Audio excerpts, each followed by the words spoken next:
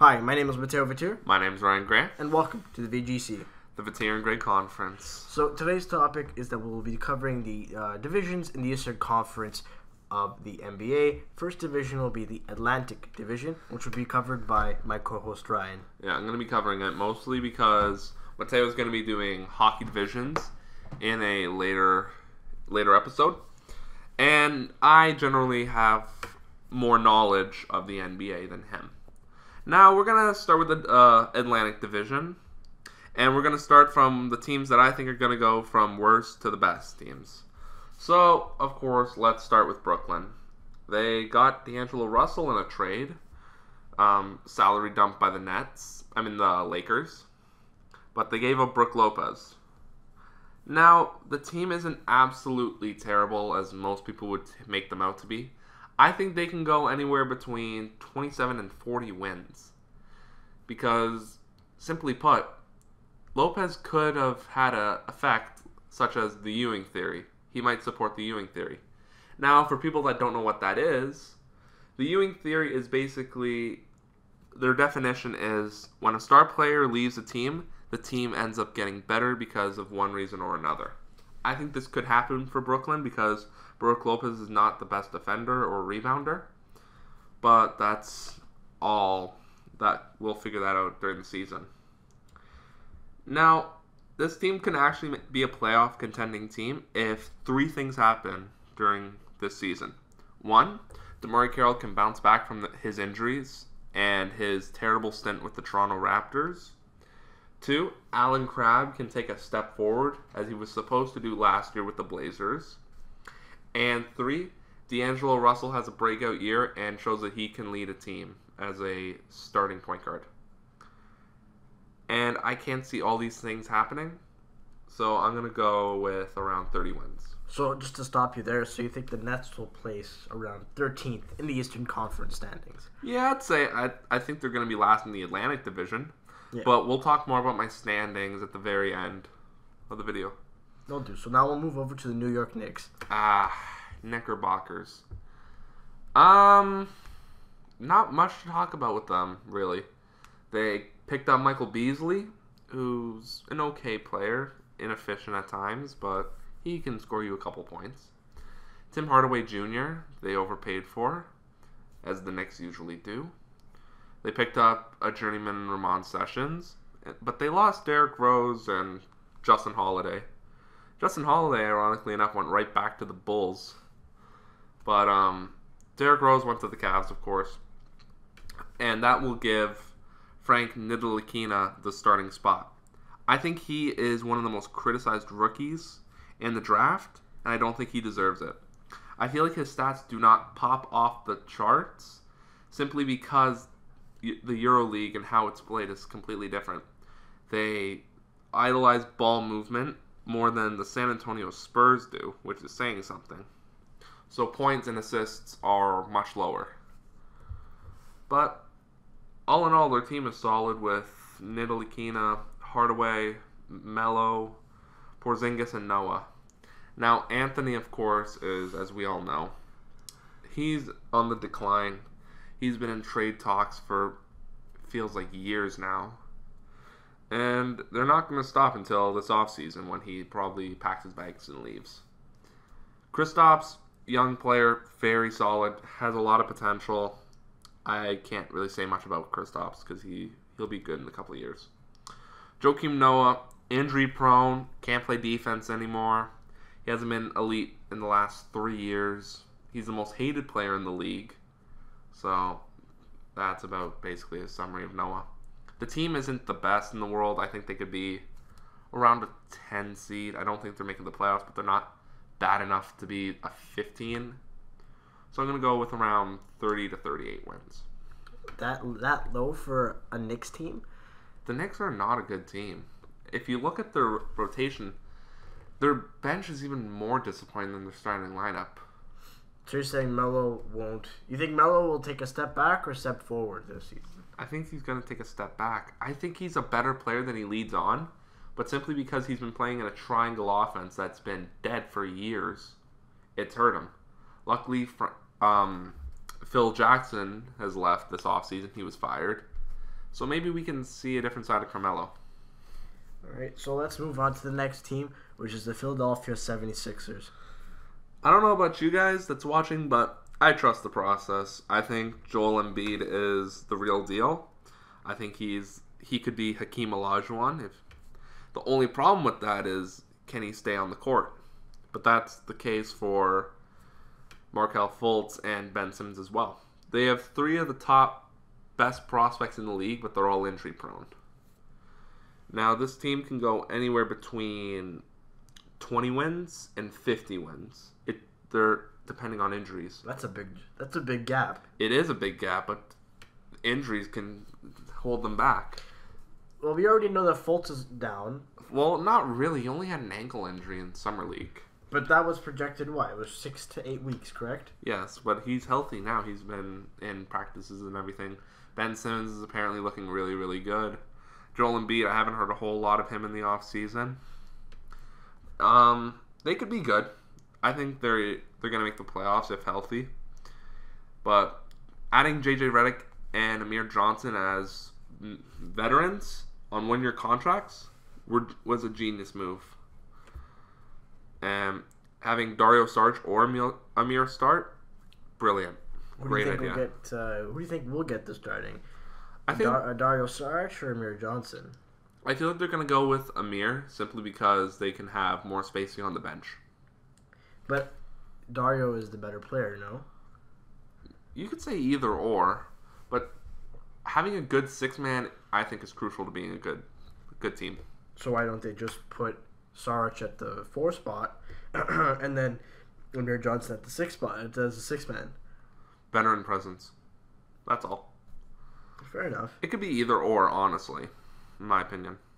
So what you're saying here is that if a healthy Sixers team can make the playoffs, absolutely, no doubt in my mind. But if they're unhealthy, they become a bottom-feeding team like they have been in the past years. Yes.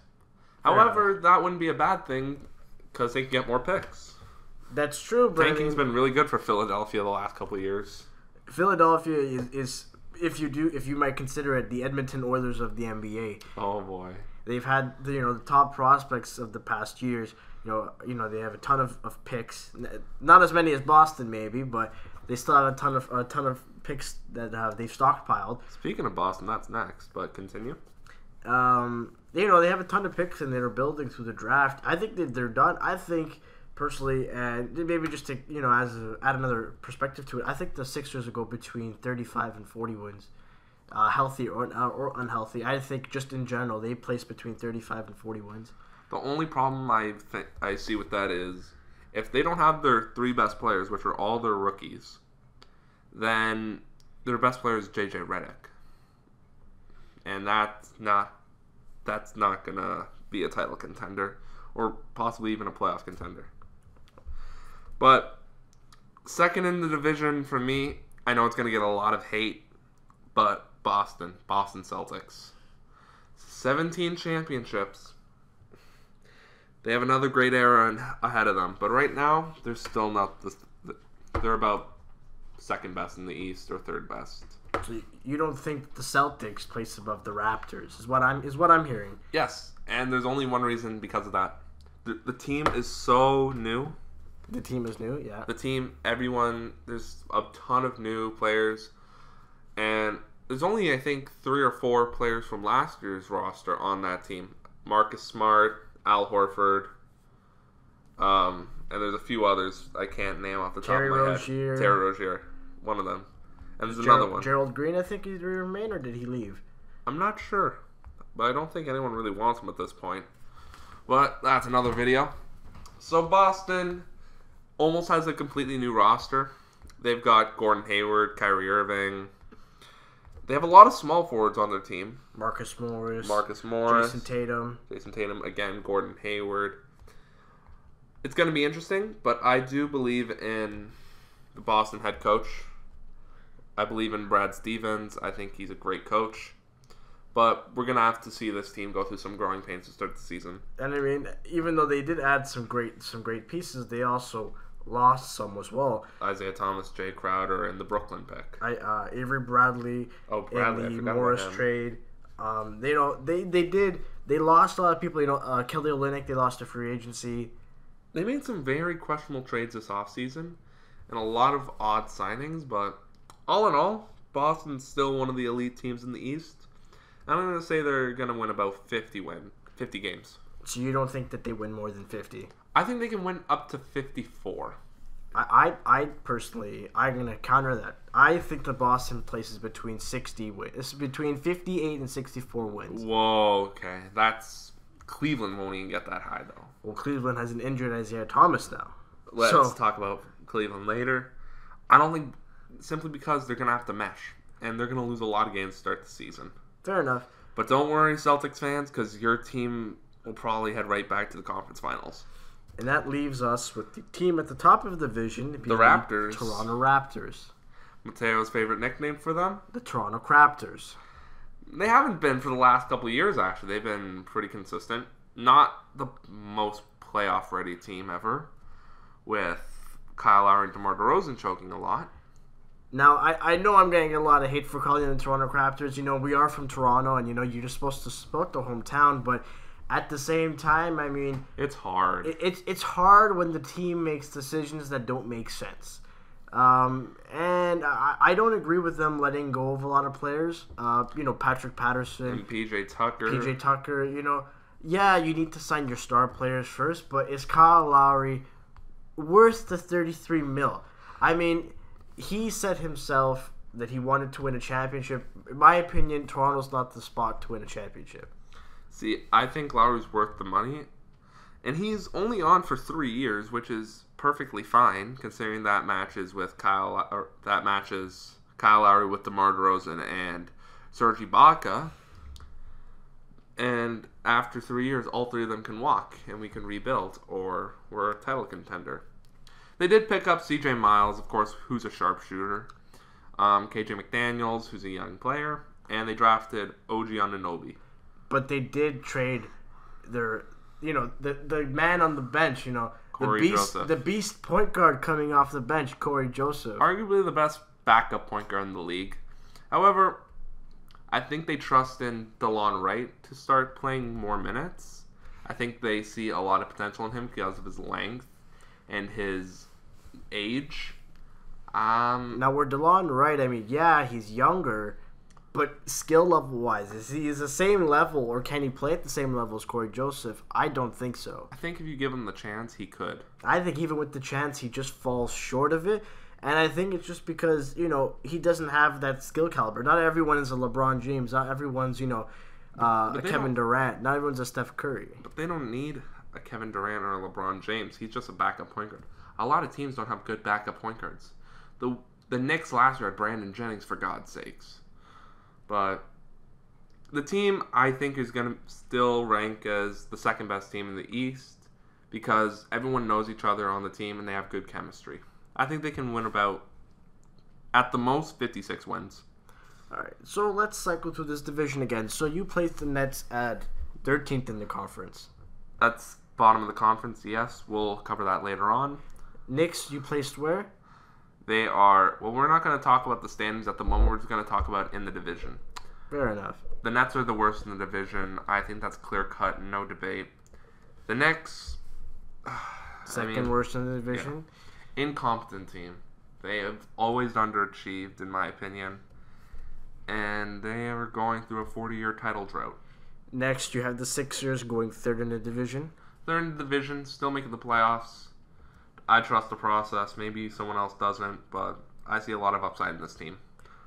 Celtics you have at second place. I would, switch the Celtics and the Raptors around. But you have the Celtics and Raptors going 1 and 2. I'd have it Celtics 1, Raptors 2. Only because of the mesh issue. Because remember, the Warriors started off. They didn't win a ton of games because they were still trying to figure out how to play with each other. And as soon as they did, they were pretty much unbeatable. I think that will be almost the exact same effect as the Celtics will have, minus the unbeatable part. And I think it's just because the Raptors will place first. All right, guys. Let us know what you guys think. I think that's it for us, right? I think that's wrapped up for the Atlantic Division. The next, we'll cover one of the other two divisions that will be decided between us. But other than that, guys, it's been me, Mateo Vatir. Me, Ryan Gray. Oh, by the way, guys, Tell us what you guys think in the comments. Where do you guys think that the Raptors, Celtics, Sixers, Knicks, and Nets are going to place? Yeah, we're curious to hear what you guys think. Also, guys, you'll hear at the end of this video, you'll cut to a music link. Just hit up the guy. His name is Shame Kluoff. All his links will be in the description below. We'll also link the song, like the name of the song, that will be in the description. All of his stuff will be in the comment section below, in the description box below. If you guys enjoyed the video, give it a thumbs up, please. We'd appreciate that. And subscribe. Other than that, my name's Ryan Gray. My name's Mateo Vatier. And we're signing out. Fuck a capping down, we gon' make it out, that's the truth. Fuck it, ain't no books, I'd rather hit the bull. What it do? Mama want the son to finish school, but I just wanna whip it, hit some chicks and show my jewels.